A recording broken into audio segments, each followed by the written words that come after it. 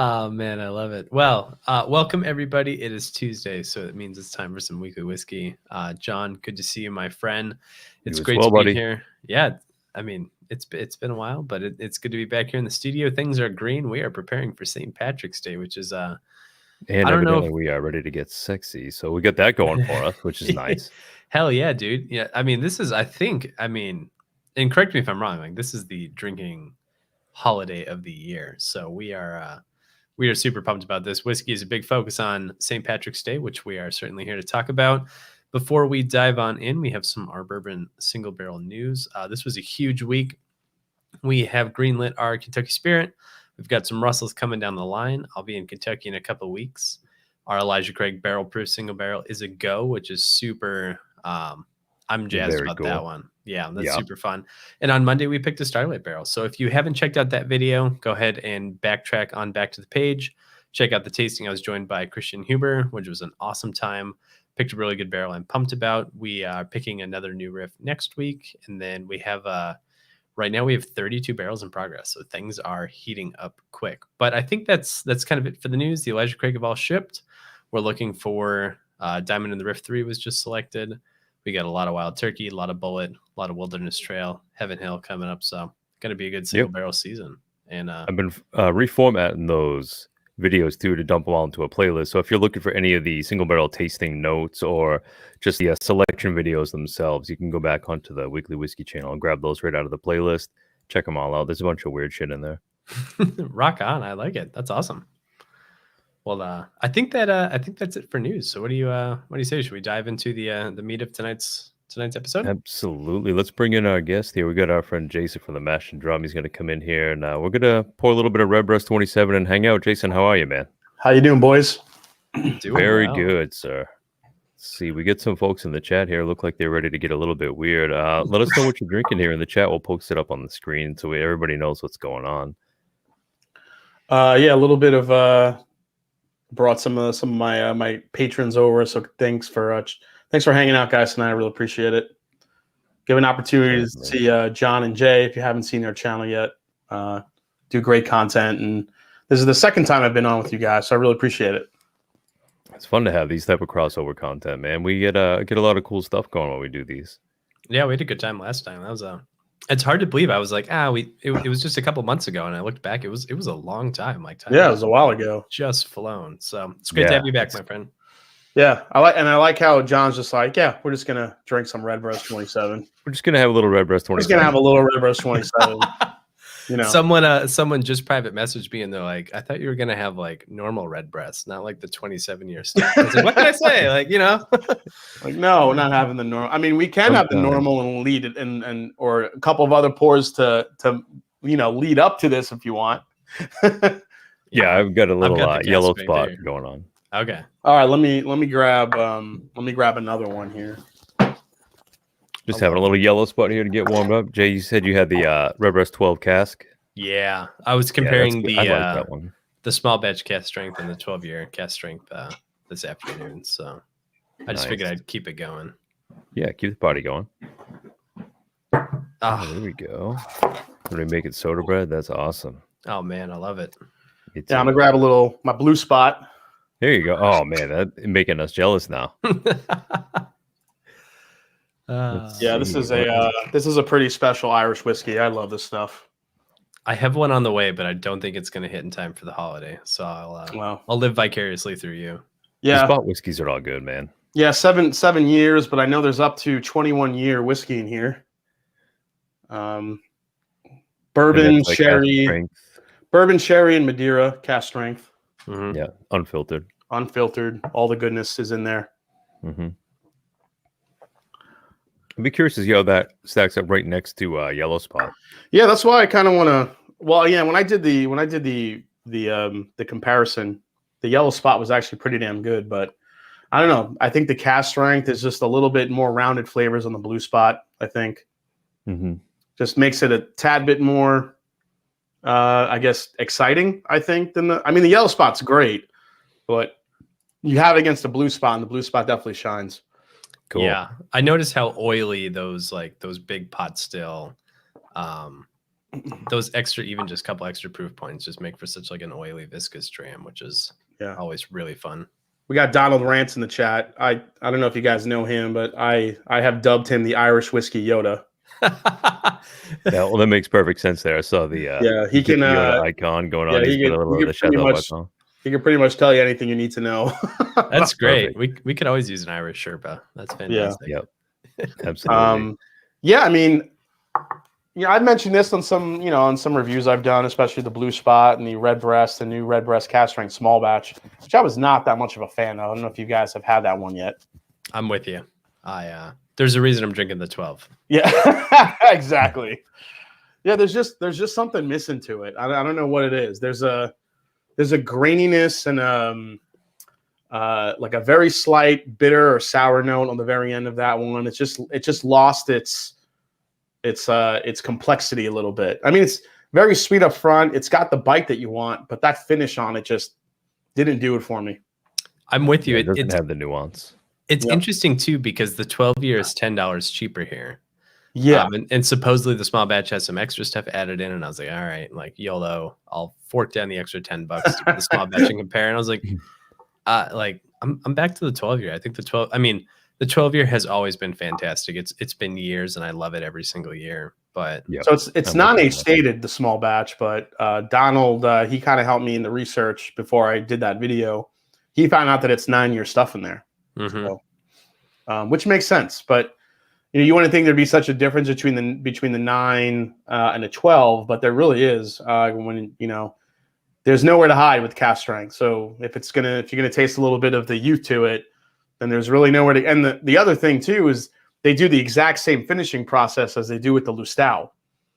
But I think the Lustau has older whiskey in it, if I'm not mistaken, or it's a little bit of a lower proof. So it's just crazy. Yep. Yeah, I'm all in on the 12. The review is yet to come, but the TLDR is that I'm all in on the 12. Yeah, that one's. I mean, that's always been good too. So there hasn't been like any bad batch. Are there any Irish whiskey distilleries that you guys have yet to taste that you want to taste? I know Waterford is a big one that a lot of people are talking about. It's kind of bringing Irish whiskey into the whole talk of terroir and how that translates to the different Irish whiskeys across the island. And I don't know. It's interesting. I mean, we went from, there's like 50 distilleries now are operational across the island, and there was a handful for many years. The growth in the category of Irish whiskey is just completely booming right now. Absolutely. I'd love to see it. The Waterford remind me of kind of like the Bruichladdich of Irish whiskey. Yeah, when you talk about the different farms and where they're getting their grain, I totally agree with you. Also like Kilchoman as well with the different types of, they're using that terroir as a selling point, and the the transparency, if you will, of where they're getting their grain from and how it's translating to the flavor profiles. I think it's interesting. I mean, you wouldn't think of that in Irish whiskey. People think Irish whiskey, they think Jameson, they may think Redbreast, classic pot still. But then you also have, you have your classic, single grain, which you can have. You could do a single malt. I've had some incredible single malt Irish whiskeys. Donald Rance is calling out Blackwater. There you go. There's another one. Yep. Yeah, I'm curious. So it's been an interesting point, and it's something that John and I have talked about quite at length. Like I've had most of the Irish distillers. Like I really love like Teeling.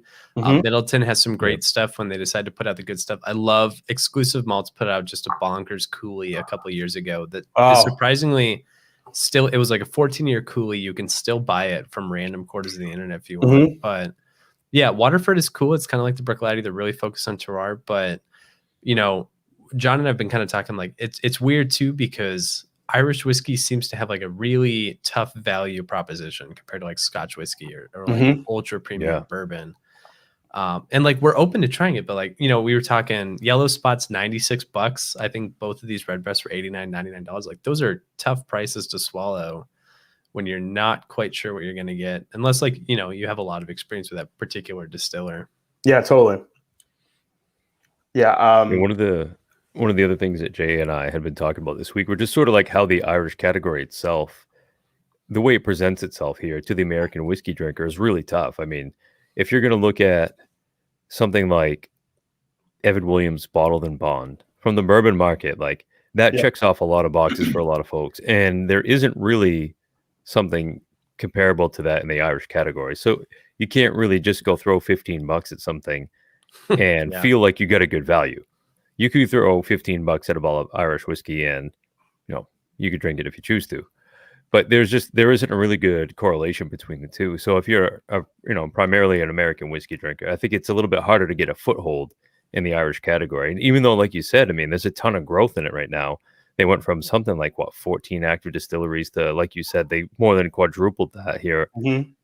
And it's just, I'm not sure where the growth is going. I mean, it doesn't, obviously it's not all landing here stateside, which we couldn't really expect it to. I mean, just the amount of aged stock that they have isn't going to get there yet, but it's interesting to me to like find where is the price comparison, like where is that sweet spot in the middle, I always feel like now, when people ask, hey, what's a good Irish whiskey to start with, I always lead them towards the Teeling small batch because it is pretty affordable. I mean, you're looking at a $30-something bottle. Yeah, mid-30s here. It's 46% ABV. It's non-chill filtered, and it's finished in a rum cask. So you're getting a little extra sweetness to kind of guide you into that category, which I think works. And then some of those Teeling single casks, I have one that's a 14-year chestnut cask finish, which is freaking unreal. Yeah, that's nuts.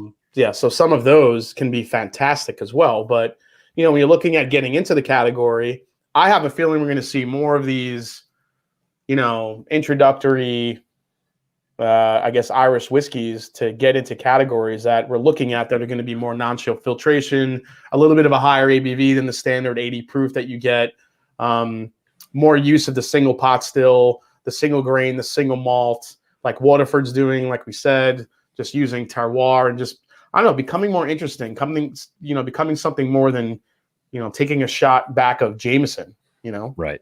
That's exactly it, man. So would you say that Irish whiskey is sort of chasing bourbon, or is it chasing Scotch? What heels should it want to be hot onto, right? I don't know, because it's kind of like a different set of rules, I think for Irish. I think there's more room for innovation in Irish whiskey, I think.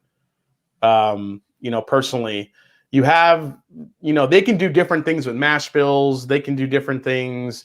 You can go by way of single malt, single grains, or, just doing their, single pot still. I mean, there's so many different variations you could do. Then you have the cask maturation on top of it. They could pretty much stick it in anything they want. Yeah. Right. Which is great, which, that kind of, you could talk about bourbon these days. You could talk about the purists versus the guys that are finishing bourbons and all sorts of different shit, still calling it bourbon. Some agree with it, some don't.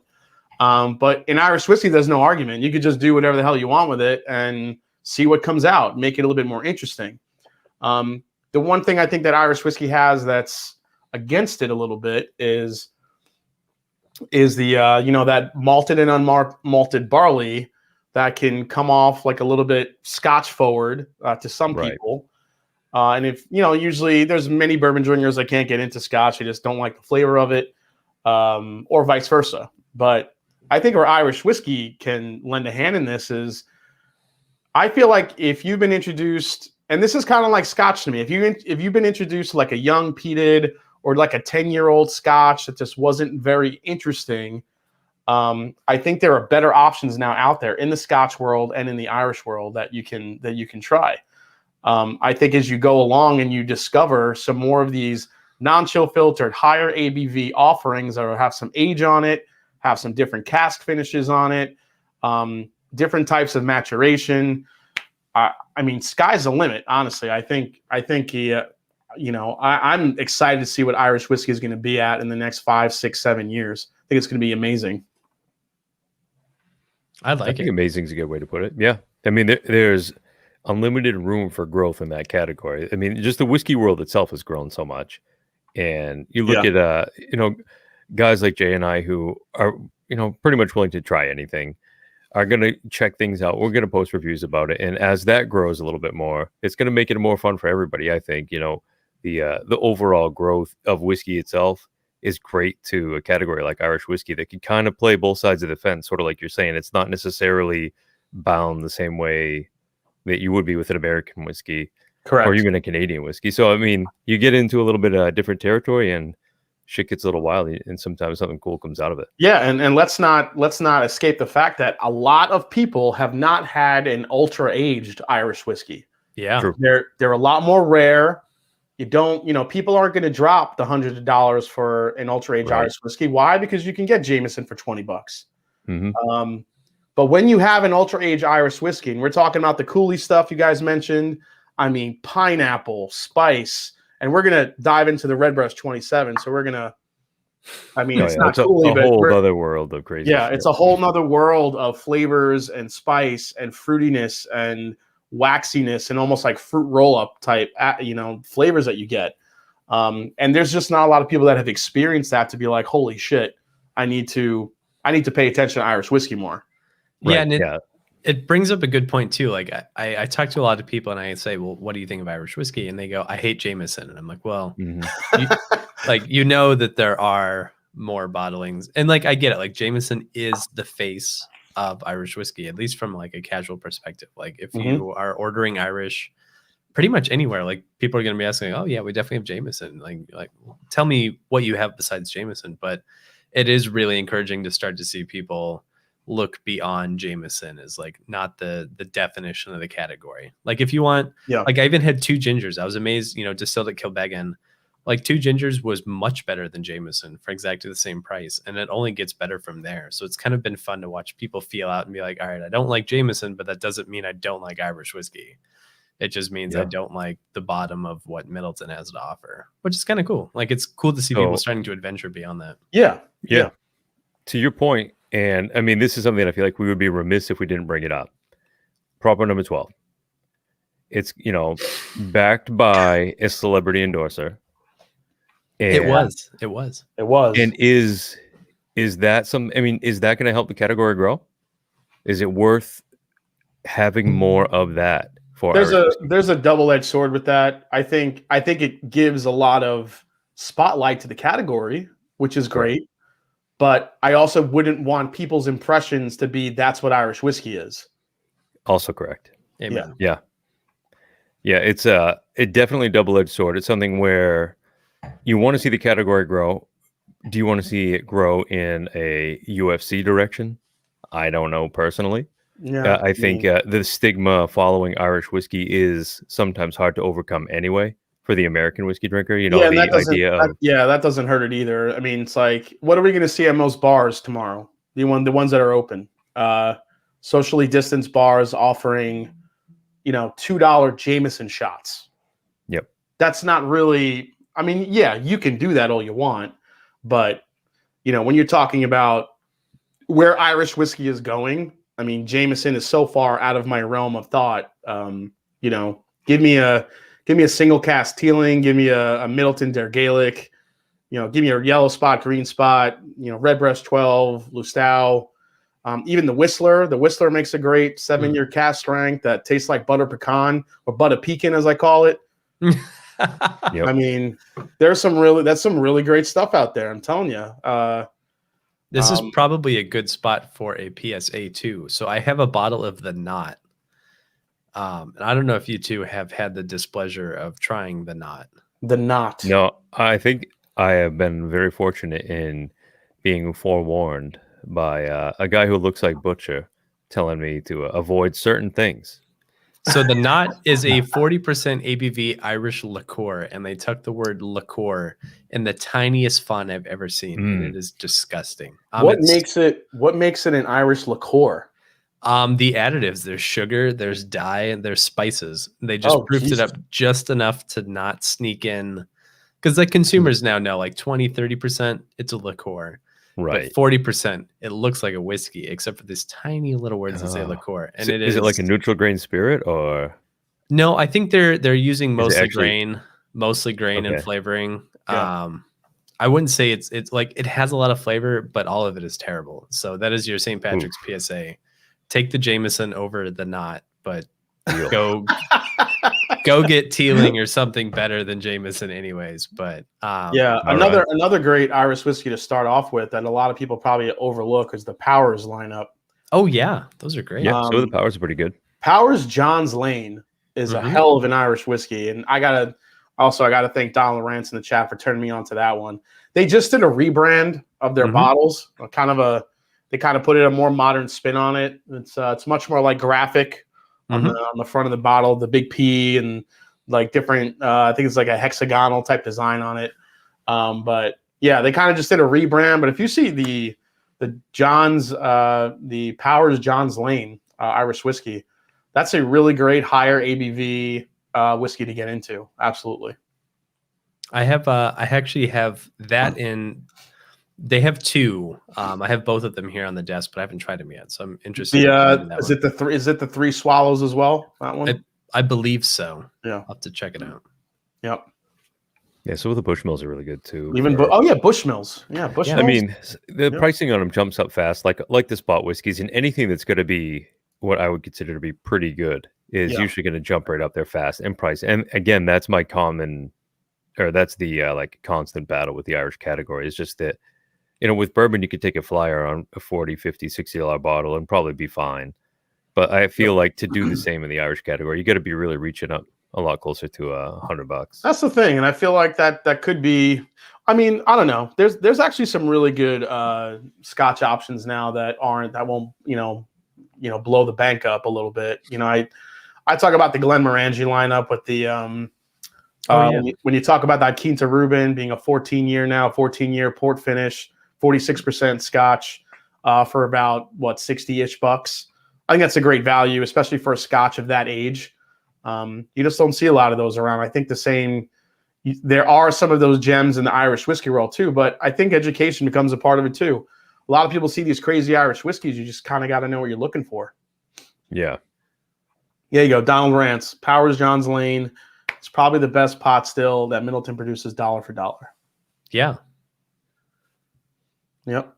It's interesting too, because like people are used to the very stringent, like in bourbon, like you like for something to be called bourbon, you get very stringent baselines. But like I was even looking, I just picked up the Tullamore 14-year single malt, and right next to it was a slightly older version, but it was a blend of malt and grain, and it was like $4 cheaper. So it's interesting to also have to weigh that you can get grain or single malt or a blend of those things. And, I'll still say like the Tullamore was not fantastic. So there's still kind of the ambient of the Irish whiskey world. But yeah, I remember when I went to, I feel like Tullamore Dew is something that's like, it's way more interesting than Jameson, but still not as interesting to me as a Teeling. It's like somewhere in between.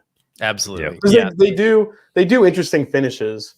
They have like cider and they do some funky stuff to kind of, but I mean, again, most of it's at that, that 80% ABV line. I know some of them, there's a couple that are a little bit above, but yeah. I mean, the 14-year single malt boasted an elevated proof, but it was 41.3, which to me wow, is like, dude, relax. Like you added just easy on the throttle. A little less water. Put off the gas, Tullamore, dude, you're getting crazy.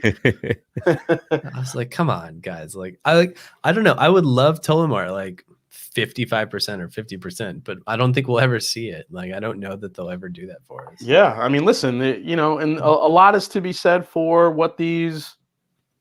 You could say the same about Scotch and bourbon and all the. They have a specific audience that they're catering to, and that's their core lineup. And you would think eventually, though, that's the other thing I wanted to ask you guys. Do you think with a lot of these newer Irish distilleries popping up all over Ireland, releasing stuff at cask strength and releasing very impressive Irish whiskey at a younger age and using terroir and offering it in non-chill filtered, I think we saw a lot of this in the in the American whiskey world as well. When the craft distilleries were starting to do some different things, you saw the big boys get into the different finishes and different grains and doing different things with mash bills.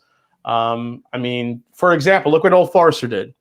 Rye whiskey got really popular, and all of a sudden, a lot of people were doing rye whiskey and craft distilleries were coming out with amazing rye whiskeys because you could age it for a shorter amount of time than bourbon. And then Old Forester, what do? They're very in tune with the bartenders, but also they figured, you know what? We haven't released a new mash bill in over 100 years. Let's make a rye. Yep. So that's what they did. And so I'm wondering to you if you guys think if these like Tullamore Dew, Jameson, some of these other very big distilleries, do you think are we going to see some more innovation or them trying to do some things differently with? Now I know Irish Distillers has a ton of brands that do a lot of different things, but I'm just wondering from the core lineups, the ones that everybody knows, Jameson, Redbreast, some of these other big ones, will we see some more innovation? More innovation coming out of those brands because of what these new distilleries are doing? I think it's totally feasible, man. I mean, the smaller, agile guys who absolutely have to scrap to make a buck and to get their name out there are the ones who are going to be oftentimes trying to set trends, even if they don't. So there's going to be plenty of things that are a swing and a miss. Yeah. But the younger, age-dated rye, I mean, that's a great example, a good correlation, really, because if they're going to start pushing something that catches hold, you better bet your ass at the the Middleton distillers. The bigger guys are going to be following suit. But when they do it, it's going to be like Old Forester. They're going to come in and they're going to drop they'll drop a hammer on it. Say, oh, okay, well, we're going to drop this great expression here that is following that same trend, and it's going to be a few bucks cheaper because we can do it in mass.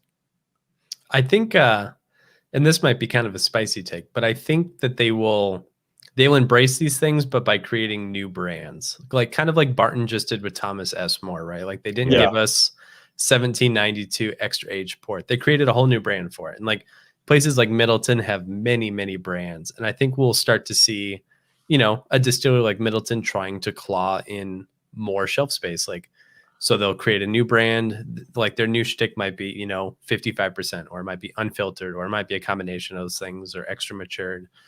Yeah, so Donald Rance brought up a good point for innovation from that's what the Method Madness and brand is for. Yeah. So they do a lot of experimental. I don't know if it's experimental, but a lot of the crazier higher proof would come out of the Method and Madness brand, which I think is cool.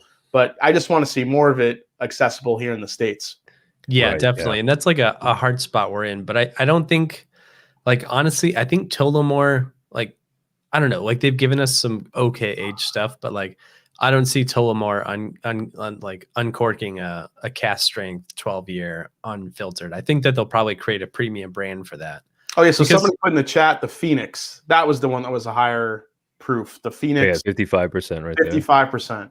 Yeah, and just fire. That's the thing. Like I didn't like the Phoenix either. So like the appeal was there, like it was fun to try out, but I think that we'll start to see these brands who notice that the Irish whiskey space is exploding. And if you can take up more of the shelf, you're in usually a better position. But, most people who buy Tullamore aren't looking for 55%. Like they want a little more flavor than Jameson. Well, you also have Bushmills. Bushmills, remember, what was it last year they released? Wasn't it like a 28-year-old? They had an old son of a bitch, yeah. It was this 28-year-old, I think, a cognac cask or something. It was like bourbon and sherry, and then another 17 or 18 or 20 years in a cognac. It was something insane. I think we're going to start seeing more of these ultra-aged, offerings from the big boys too, just to kind of, keep things interesting. But unfortunately, a lot of those are either out of price range or not accessible. I just want to see some more stuff like that. Some like the stuff that the spot whiskeys are doing. Just getting some nice blend of ages in there with some really interesting cask finishes, high quality pot still, and that's where I'm at. I do want to try some more single malt Irish whiskeys as well, because I've had a couple that are just fantastic, including the Teeling single malt, which I think is a fantastic whiskey. Yeah. I'm looking forward to trying more of that. I think the one thing, and this is a perfect segue into what we'll start drinking here in a minute, but I notice this is super common in Scotch. It's very common to see like a single barrel origin. So, hey, this is a 12 or 18 or 24 or 30 year, Scotch whiskey matured only in a port pipe or only in an Oloroso sherry puncheon. Like I can't think of many Irish whiskeys at all that aren't bourbon and wine and this other thing, you know. Yeah. Like I would love to like I think Redbreast would kill it if they gave us like a port pipe, you know, 20-year expression that was only in a port pipe. Like most of these expressions we're seeing that feature wine, I think are still predominantly bourbon aged, and they're throwing in a little bit of wine influence here to make it interesting. And like, well, that's why I love the idea of doing like a cognac cask or you know, like what would an Irish whiskey and an Armagnac taste like? Exactly, but then don't beat it over the head with bourbon and 3 other wines. No, just do a pure Armagnac. I see what you're saying. Pure Armagnac, pure port. We're starting to see a few distilleries. Some of the I think Teeling released the Black Pits, which isn't that a peated one? Oh, I'm not familiar with that one. Yeah, Teeling released the Black Pits, which is a peated Irish whiskey, which I think is really cool. Okay, so kind of like a Connemara or something. Yeah, they did a stout cask finish as well, which I've seen some other Irish whiskey. You know, Jameson does the stout cask finish. Yeah. You know, because Irish, stout just kind of goes hand in hand. Irish beer, I think that's kind of a cool combination as well. I've and maybe a good last note before we dive into the Redbreast, but I love that the IPA cask, because IPAs are not typically aged in a cask, and I just wonder who at Jameson put enough buzzwords together to make that happen. Yeah, and that's quite a mashup. And people always ask me, like, but IPAs aren't aged in casks. I'm like, well, that's a real whodunit, isn't it? So, yeah, like, what is Jameson up to over there? But all right, so are we unleashing the 27 year? Let's do it. Let's I've got dive mine into poured. Redbreast 27 here. I'm ready to go. Terrence Scott said Glendalough does Black Pits and Mizunura. Oh, there you go. Very cool. Yeah, we've just hit a ton of Glendalough over on Whiskey Rovers, and it's been interesting to see the reception. Yeah. Donald said Teeling did a stout cask finish. He said it's by a mile the best stout finished one he's had. That's cool. Interesting. I'd love to see Bordeaux and Irish too. I think that'd play. All right, John. So show me. Can you show the box like close up and like open it? I don't know about close up because my focus is pretty set, but I'll see what I can do. I want to see what it looks highlighting like it for you here. Ooh, that's nice. Oh yeah. Oh that's yeah. Stuff. That's beautiful. Oh. So it's a magnetic closure box. And the bottle itself is like powder coated or something, isn't it? Mm-hmm. Yeah, hold on. So I got to take out. There's an insert that holds the bottle in. It's a child safety lock. I'm making John work tonight here. It's all right. Every now and then I do things. There's a whole New Testament there printed inside the box. The bottle itself 27. Oh, there it is. Look at that. Like you said. Oh, fucking beauty. That's a beautiful bottle. Beautiful. Ooh. Don't drop it.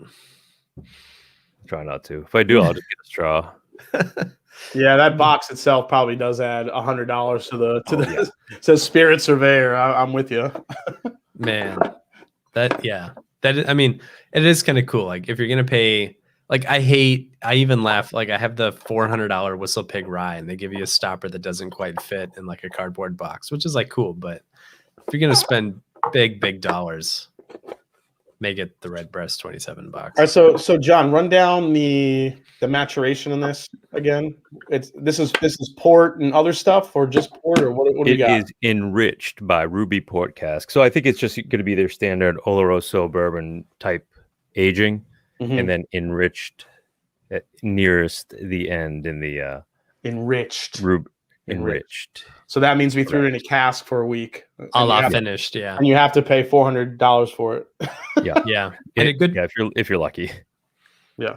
And a good point from Donald, the Chateau Barton is fantastic. I would love to see, that's what gave me the idea that I would love to see more Bordeaux from Irish whiskey distillers, because there's very little, and I think it'd be a good compliment. Okay. Right. Ooh. Wow. I mean, this just on the nose is pretty obviously bourbon aged, right? I mean, at least at first, yeah. Yeah.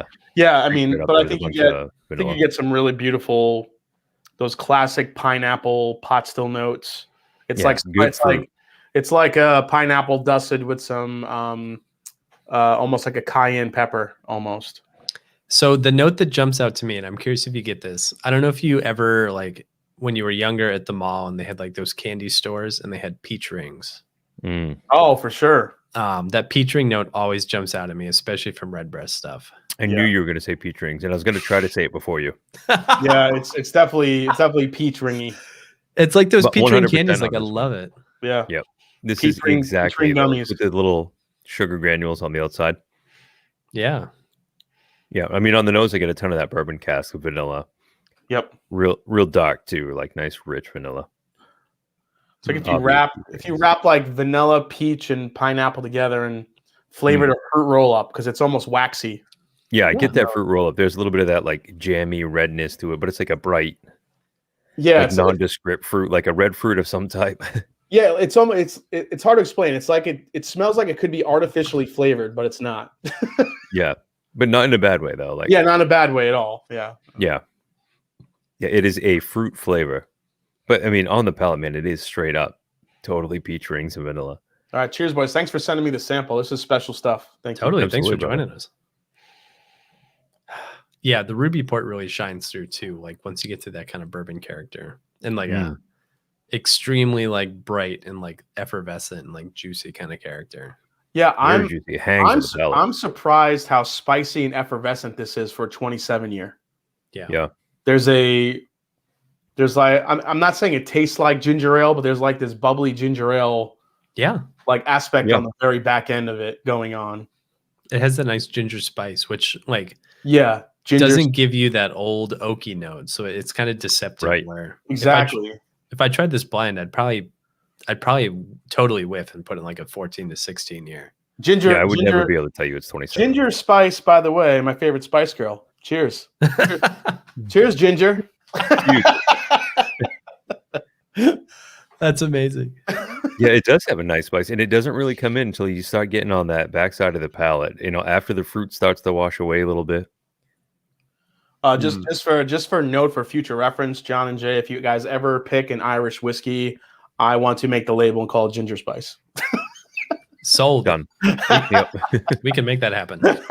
We're very tough to convince, huh? That was the again you would think from this, and this was my first inclination when I first tried it. You would think being 27 years old, you would lose a little bit of that pot still spiciness, that ginger spice, the pepperiness, the viscosity of it is still there, but it's just all fruit, jammy.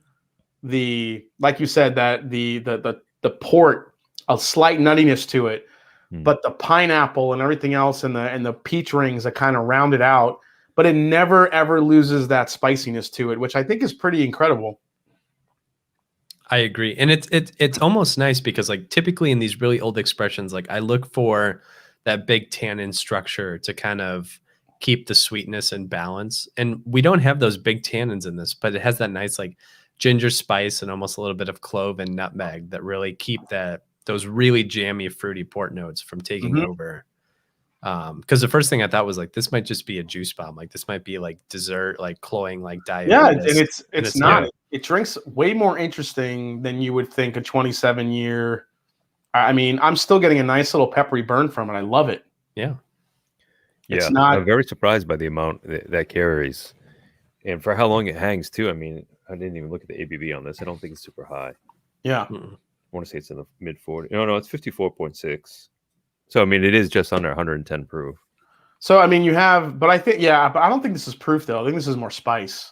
Oh, no. I'm saying like, I just wasn't sure on how long or on how high that ABV was. I didn't check it earlier. Yeah. It's almost like if like you've had, I mean, you guys have had some pretty old scotches before, even older bourbons that are, past 20 years old. You get a long, lengthy, flavorful finish. But it's usually pretty rounded out, even if it's like a higher proof. Whereas this, you're getting that long finish, but it's coming through all pepper and spice, which is really it really does kind of downshift right out of that fruit gear. Yum, man, I like that a lot. How does this rank for you guys with some of your other favorite high-end Irish whiskeys you've had? Ooh, because I would put the Middleton Dare Gaelic up there against this. Okay, I can see that. I know that I ranked Dare Gaelic. Even some of like one or two of the Davy Crockett, I believe, were pretty. Oh, the Barry Crockett. Sorry, Barry Crockett. Yeah. Those are pretty good. I still like this, I think, more than the Crockett, but not quite as much as the Dare Gaelic.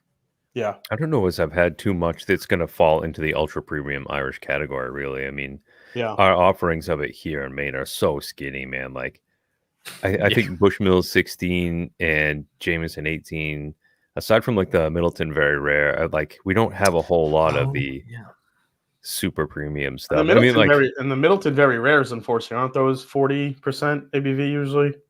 Yeah. I think the only thing that has surpassed this in my mind is I've had just a couple just really, for lack of a better phrase, like fucking insane Teeling single casts that are just like really up there. But yeah, for me, Jameson 18 Bow Street is real good. That's the cask strength Jameson, which I mean, I didn't get one back when I should have. Now I'm like trying to find one because I want one again. the boat. I like that one a lot. The Bow Street would, for me, I think would finish fourth in the running. I think one would be Dare Gaelic. I think, man, where would I put? Yeah, I think a couple of those Teeling single casks, and I can't, between the Chestnut cask I have, I've had an Acacia cask that was amazing. Those would probably fall like 2A, 2B. Okay. This Redbreast 27, I'd probably put right at third, and that Jameson Bow Street right at fourth. Yeah, the list of things that I enjoy more is extremely short. Like this is not 100 out of 100, but it's so close. And I can think of many, many Irish that just fall below it. I mean, so is this worth the price? Right. If this was $200, I would say go buy one. No matter who you are, go buy one because it's just going to be fun and worth your while to have something fun and special to sip. So is it? I can never remember. Is this 500 or 400 retail? It really is between them. Yeah, I don't think there's any one set price. It's generally around 450. The places that I've seen it kicking around. Okay. I don't think I would pay that again. No, I wouldn't. As much as I want that gorgeous box and bottle, I think 400, 450 is asking a lot when I can get a Dare Gaelic for like 260, 270. That's the hard part. Like, I love this, but for $470, I'm also thinking of what 3 bottles I like almost as much that I can probably get for the same price. And I could get those Teeling single caps that are 16 years old for what, 160? I know I could get 3 of those, and I think that I would. Yeah. And like, no knock to the Redbreast, but I think it would be really like if you told me 3 Teeling single casts or 1 Redbreast 27 port. I would take this. I would take the 3 single cask hands down. Yeah, and then I'd have some buddies over and we'd just have a good time with it. But we'd have a hell of an Irish night. Yeah, really. And that's like the thing. Like, I'm glad this wasn't like $1,000. Like some of these Scotch releases, once they get above 20, if it's from the distillery, you're looking at 1,200 or 1,400 or 1,900. I mean, same thing's happening in bourbon, American whiskey. Every new release is $200 plus. Yeah. Yep. And what's killing me is the ones that are, we're just looking at sourced. I could give you like about 7 or 8 brands that is just sourced Barton.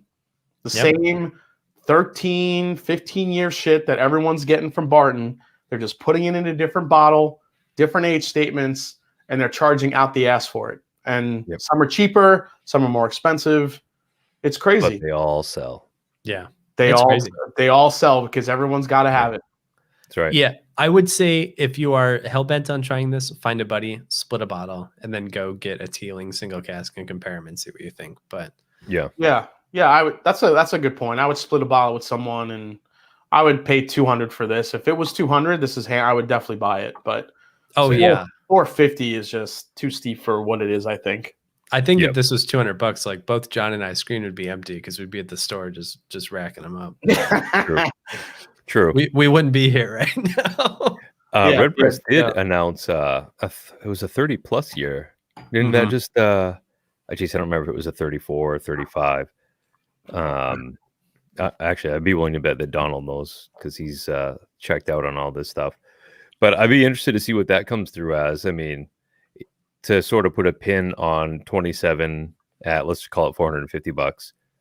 Adding another 7 years onto that, what does that do to the price tag of that? You know what I mean? It'd be interesting to see. What if this gets to an older? What do you mean? Like the price point, how far it'll jump up on their 30+ year expression. Oh, I see what you're saying. Yeah, I'm scared to find out. Because what are they going to do? Sell it for $7.99? Who the hell's going to buy it?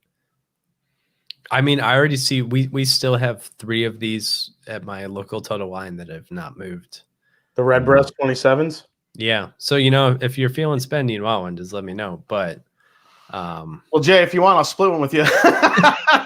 You guys did say you should split one with yeah, okay. We might have to eat that. I'd be into it. Yeah. But and you know what? We can either have a choice of the box or the bottle. I'll send you the sample bottles, but in the most beautiful box you've ever exactly. seen. And I won't be mad at that. I get to read the Old Testament on the side. It's not bad. That's right. Okay. We might have to talk offline. It's crazy though. I think like the way that that Redbreast released this, it kind of like I think they expected these to move really quickly, and it's sort of interesting to see them kind of hanging out. Well, I mean, this isn't a trend I want to see with Redbreast or any whiskey. I mean, but this is the trend we're seeing a little bit, unfortunately. Things are coming out that are a little bit, maybe younger. Mm-hmm. And the price is going up because, but the marketing and making it special is supposed to be pushing the price point. I think we're seeing that a lot across just all whiskey in general. But I still think like bottles like this though, like I still think Blue Spot's a great, I mean, this is $100 and you got some 21-year-old whiskey in here. Yeah. Yep. I think there are still some brands there that get it. I don't want to get to a point where it's just like I mean, with so many brands now, you could tell nowadays what's a money grab and what isn't. So not saying this is a money grab. This is a very special whiskey, but I just think they went a little bit too far above and beyond with the price point compared to stuff that's, maybe I don't know, a little bit younger and maybe just as full flavored. I don't know. I just think they went a little too far in that price point. I'm really curious what random casks like this they have holding out, that are still left that they're eventually going to have to dump and sell. Yeah. And what those will sell for. I mean, I love the spiciness of this. I mean, this is great, but I'd rather just pay about, $90 for a Powers John's Lane, $80, $90, whatever it is, because it's just as spicy. It may not be as fruit forward, but it's damn good. Yeah, I mean, the layers of complexity on this really speak for themselves. It's something, it is a notch above most of the other, even limited edition Irish whiskey stuff that I've had. Not that I've had hundreds of them. However, this one does, I mean, this checks off so many boxes for me. I mean, there's not really a whole lot here that I'm like, man, I wish it just had this, or I wish it didn't have that. Oh, for sure. I mean, it's a complete Irish whiskey. It's great. Mm-hmm. I mean, I don't know if there'd be anything I would add to this. I mean, it's just too damn expensive. That's the problem. I would add. I would do some subtraction. That's for sure. Yeah, definitely do some subtraction. Bingo. Add it. Maybe pour, maybe take that 4 off the front, replace it with a 2. Yeah, I mean, if we start looking at like the $10 a year, get me into that 270, 275 range. I feel like that's an easier pill to swallow. Even at 250, I think this would be I would buy this for 250. Yeah, you know what? I would buy one. It'd be like a Christmas thing. Like, I'll treat myself for something like that for 250. And I have to admit, like, I do really enjoy that this is not 48% or 46%. Like, this is at 50%, like 54%. Like, I feel very satisfied with like the proof and the way it's drinking. It just is just like even in the low 300s, I'd be pretty satisfied. Yeah, it's got some heft to it, I will say, 479, I'm just thinking of like there's a lot of scotch at 479 I want to buy. Like there's I mean, that's like for me that is peak Glendronach, which for fans of Scotch whiskey and people who know what I love, like a really insane mid 1990s vintage Glendronach that is just going to be knockout is right in that 400 to 500 range, and I don't know that I would take this over that. But at 329, 350, it'd be a hard sell. Like I'd be hard not to buy it, especially the presentation, the proof, like the flavor, fantastic. So Sugar Kitty in the cap brings up a good point. Redbreast 21. What does that go for? I don't remember. What's the MSRP of Redbreast 21 right now? Oh, I don't know. Jeez, I don't even know if we have it in. Do we even have it in our market here? I don't think I've seen. Let me look it up here. Redbreast retail 21, price on that. MSRP. Let me see what that goes for right now. 250. 250. So we're looking at 250. That's not so bad. Yeah. So $250, which isn't terrible. Add 6 years to it though, and almost double the price. Exactly. Yeah, that's what hurts. And That's what hurts. I know Ruby Port, especially from like an esteemed producer, is not cheap, but like 21 at 250, that feels much closer to that, like $10, $13 a year that I'm really comfortable with. But Now, isn't Ruby Port though isn't Tawny Port the more aged. I don't know, if you're comparing port wines, it's the one that has a little bit more depth to it. Oh, for sure. Ruby? Yeah. Yeah, well, and that's the thing too. Like, I don't think that you could age Redbreast for 27 years in Tawny Port and taste any sort of Redbreast at the end, which is why they probably did Ruby Port. Like Ruby Port is very much like a very bright, effervescent, like bright fruits, raspberry, strawberry, cherry profile. Like Tawny Port is going to be extremely dense and pungent and kind of crazy. But maybe these bright flavors just go better with those peach rings, those fruity aspects to it, you know? Yeah, and I think that is some of it too. Like I think Ruby Port was a better choice for the profile. Yeah. That's good. I mean, I have nothing to complain about this whiskey, but except the price. Yep. That's all right, though. Yeah. If that's our only complaint, I mean, you could say that about a lot of whiskeys these days. True. True enough, man. Right? I think that's probably a pretty good point for us to start closing this thing here as we start coming up on an hour. Jason, man, thanks for coming in. It was really fun to talk with this. I mean, we don't get to do a lot of like crazy shit like Irish whiskey or just anything off our beaten path here. So it was good to be able to kind of explore this with you and, you know, talk about some of these expressions and get your perspective on it. Yeah, and and it was kind of good timing because I've really just been shoring up on my Irish whiskey knowledge in the last, maybe 5 or 6 months. I've seen the growth in it. I've seen the new distilleries that are kind of building up for for these great new releases. I have samples of the Waterford coming to me, so I'm really excited to do a video on those. Cool. Because I'm just excited to try, what Waterford has in store. So many people have talked about them for the last year and what they have coming. So, and again, Donald Rance in the chat, he's kind of been schooling me along as well, learning more about Irish whiskey. So, yeah, I got to say, guys, if no one's explored Irish whiskey out there, tomorrow would be a great day to do it, being St. Paddy's Day. And there's a lot of great Irish whiskeys on the shelf right now, not named Jameson or even Redbreast. I mean, I think if you're looking to get in the category, try that Teeling tomorrow. Try that $35 small batch Teeling with a rum finish, non-chill filter, 46%. I would think you would absolutely love it. If you could get a green spot, a yellow spot, I mean, great Irish whiskeys out there. So, but yeah, thanks for having me on, guys. This was a really fun conversation, and I'm glad to see I'm not the only guy in the whiskey world that's giving Irish whiskeys its due. We may wait until it's one major holiday a year, but damn it, we will discuss it and we will enjoy it, right? That's right. Let's go ahead and hit it with your social and everything, Jason, so everybody that's here can catch up with you. Yeah, you can find me at the just like it is on Instagram at the Mash and Drum, just like you see on the bottom of the screen. That's where you can find me on Instagram. You can find me at the Mash and D on Twitter, and you can find me at the Mash and Drum on YouTube. So follow me, give me a subscribe, and join me tomorrow night on my channel. I usually go live on Wednesday nights at 9:00 Eastern Time. I am having Whiskey Crusaders on. That's Matt down in Texas. He's got one of the most epic whiskey collections you'll ever see one human have. He sent me probably the most epic box of whiskeys anybody has ever. I mean, we're talking Van Winkle 12-year rye, Pappy 15. Oh, damn. And then on top of that, he sent me about 25 of the most epic Irish whiskeys I've ever seen. I mean, I haven't tasted a lot of them. So my Irish whiskey journey is about to really culminate tomorrow night. He's going to come on along with Sarah. Oh my God. It's going to be epic. So you guys have to, definitely jump on and check us out tomorrow night.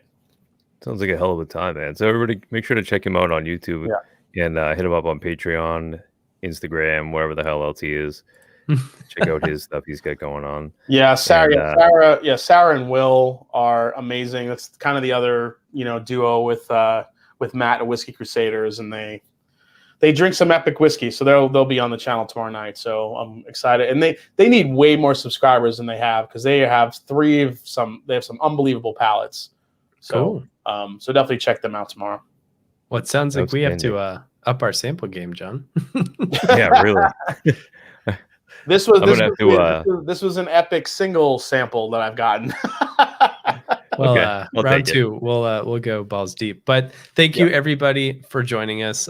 If you're looking for more from John, he's at the Bourbon Finder.